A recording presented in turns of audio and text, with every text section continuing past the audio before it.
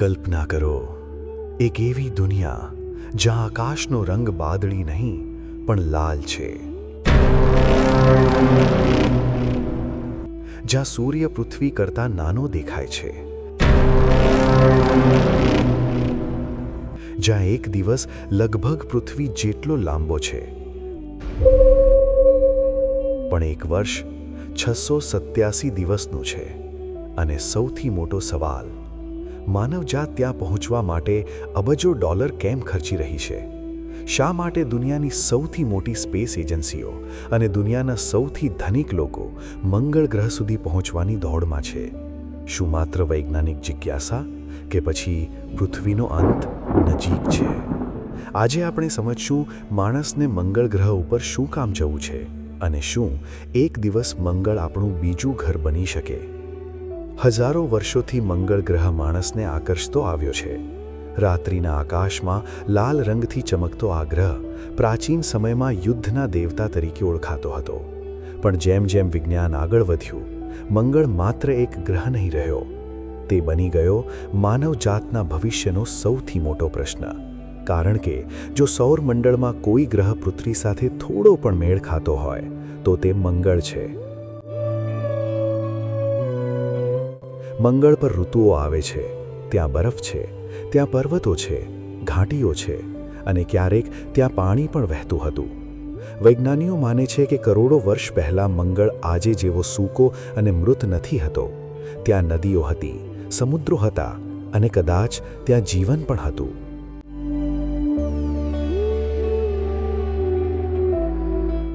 આ વિચાર જ માનવજાતને ઉત્સાહિત કરે છે, કારણ કે જો મંગળ પર ક્યારેક જીવન હતું તો કદાચ ફરીથી બની શકે, અને જો જીવન ફરી બની શકે તો કદાચ માણસ પણ ત્યાં રહી શકે. એક સત્ય છે જે માનવજાત સ્વીકારવા માંગતી નથી: પૃથ્વી અમર નથી. ડાયનાસોરનું યુગ યાદ કરો. એક વિશાળ એસ્ટેરોઇડ પૃથ્વી સાથે અથડાયો અને કરોડો વર્ષ સુધી રાજ કરનાર ડાયનાસોર થોડા સમયમાં જ ખતમ થઈ ગયા.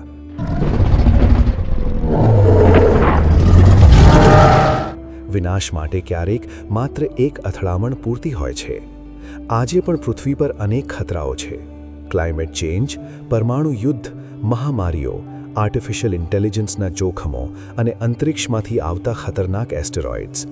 વિખ્યાત વૈજ્ઞાનિક સ્ટીફન હોકિંગે ચેતવણી આપી હતી કે જો માનવજાત લાંબા સમય સુધી જીવતી રહેવા માંગે છે તો તેને એકથી વધુ ગ્રહ પર વસવું પડશે. એટલે જ ઘણા વૈજ્ઞાનિકો માને છે કે મંગળ પર જવું માત્ર સપનું નથી, તે એક બેકઅપ પ્લાન છે. જો પૃથ્વી પર કોઈ મોટી આપત્તિ આવે તો માનવ સંસ્કૃતિ સંપૂર્ણ રીતે ખતમ ન થઈ જાય, તે માટે માણસ બીજા ગ્રહ પર વસવા માંગે છે. જ્યારે મંગળની વાત આવે ત્યારે એક નામ સૌથી પહેલાં યાદ આવે છે: ઇલોન મસ્ક. ઇલોન મસ્કનું સપનું છે મંગળ પર માનવ વસાહત બનાવવાનું. તેઓ માને છે કે એક દિવસ લાખો લોકો મંગળ પર રહેશે. તેમની કંપની સ્પેસએક્સે સ્ટારશિપ નામનું વિશાળ રોકેટ બનાવ્યું છે. આ રોકેટ એટલું શક્તિશાળી છે કે તે માણસોને મંગળ સુધી લઈ જઈ શકે. મસ્ક કહે છે, જો પૃથ્વી પર કંઈ થાય તો માનવજાત સંપૂર્ણ રીતે ખતમ ન થવી જોઈએ. તેમનો પ્લાન માત્ર પ્રવાસ કરવાનો નથી, તેમનો પ્લાન છે એક આખું શહેર બનાવવાનો. મંગળ પર ઘરો, ફેક્ટરીઓ, ગ્રીન હાઉસીસ અને કદાચ એક દિવસ બાળકો પણ. પણ આ સપનું સાંભળવામાં જેટલું સરળ લાગે છે, વાસ્તવમાં એટલું જ મુશ્કેલ છે. મંગળ પૃથ્વીથી સરેરાશ 225 મિલિયન કિલોમીટર દૂર છે. અત્યારે સુધી કોઈ માણસ એટલી દૂર ગયો નથી. ચંદ્ર સુધી પહોંચવામાં માત્ર 3 દિવસ લાગે છે. પણ મંગળ સુધી પહોંચવામાં 6 થી 9 મહિના લાગી શકે. કલ્પના કરો, એક નાનકડા સ્પેસક્રાફ્ટમાં મહિનાઓ સુધી બંધ રહેવું. બહાર ઘાતક રેડિયેશન, અંદર એકાંત, માનસિક દબાણ અને દરેક ક્ષણે મૃત્યુનો ખતરો. અને જો વચ્ચે કંઈ ખરાબ થાય તો? ત્યાં કોઈ રેસ્ક્યુ શક્ય નથી. મંગળની સપાટી પર ઉતરવું પણ અત્યંત મુશ્કેલ છે, કારણ કે ત્યાંનું વાતાવરણ બહુ પાતળું છે. પેરાશૂટ સંપૂર્ણ રીતે કામ નથી કરતા અને વધુ ઝડપ હોય તો સ્પેસક્રાફ્ટ તૂટી શકે. આજ સુધી ઘણા મિશન મંગળ સુધી પહોંચતા પહેલાં જ નિષ્ફળ ગયા છે. મંગળને વૈજ્ઞાનિકો મજાકમાં કહે છે સ્પેસક્રાફ્ટ ગ્રેવયાર્ડ, કારણ કે ત્યાં પહોંચવું સહેલું નથી. ચાલો માનીએ કે માણસ મંગળ સુધી પહોંચી ગયો. હવે આગળ શું? સમસ્યાઓની શરૂઆત તો ત્યાંથી થાય છે. મંગળનું તાપમાન -60 °C સુધી જઈ શકે છે. ત્યાં શ્વાસ લેવા માટે ઓક્સિજન નથી. વાતાવરણમાં લગભગ 95% કાર્બન ડાયોક્સાઇડ છે. ત્યાં લિક્વિડ પાણી લગભગ નથી. અને સૌથી મોટો ખતરો રેડિયેશન. પૃથ્વીને સુરક્ષિત રાખવા માટે તેના આસપાસ મેગ્નેટિક ફિલ્ડ છે, પણ મંગળ પાસે એવી મજબૂત સુરક્ષા નથી. એટલે સૂર્યમાંથી આવતું ખતરનાક રેડિયેશન સીધું સપાટી પર પડે છે. જો માણસ લાંબો સમય સુધી ત્યાં રહે તો કેન્સર, હાડકાની કમજોરી અને અન્ય ગંભીર બીમારીઓ થઈ શકે છે.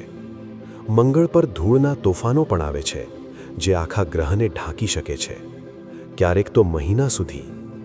એટલે મંગળ પર જીવવું વિજ્ઞાન કલ્પના ફિલ્મ જેટલું રોમેન્ટિક નથી. તે એક સતત સંઘર્ષ છે.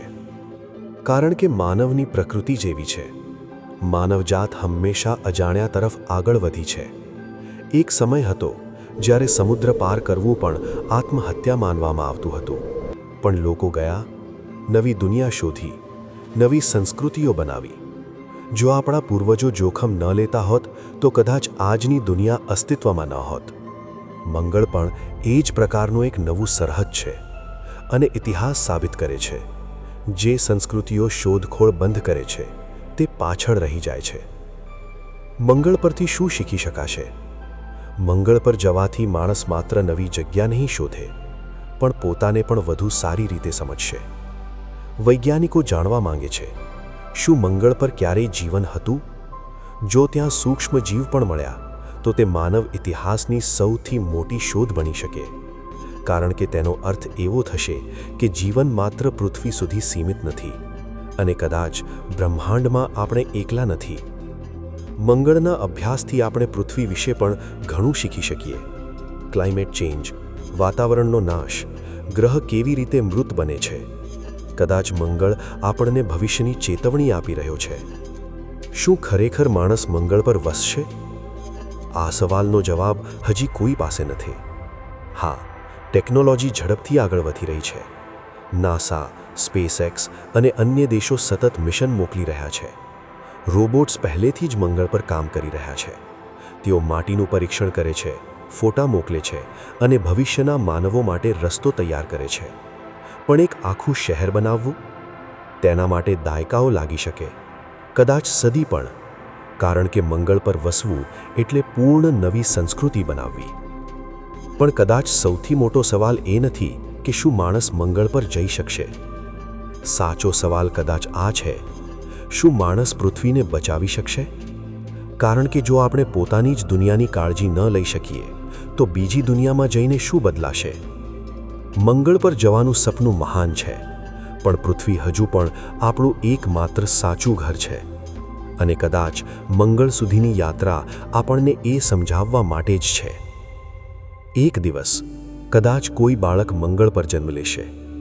તે લાલ આકાશ તરફ જોશે અને પૃથ્વીને માત્ર એક નાનકડા તારા તરીકે જોશે. અને કદાચ તે પૂછશે કે માણસ અહીં કેમ આવ્યો?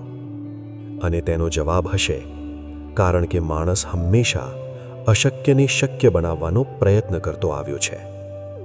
આ બ્રહ્માંડમાં જીવવું હોય તો માણસને માત્ર સપના નહીં, પણ બીજા ગ્રહોની જરૂર પડશે.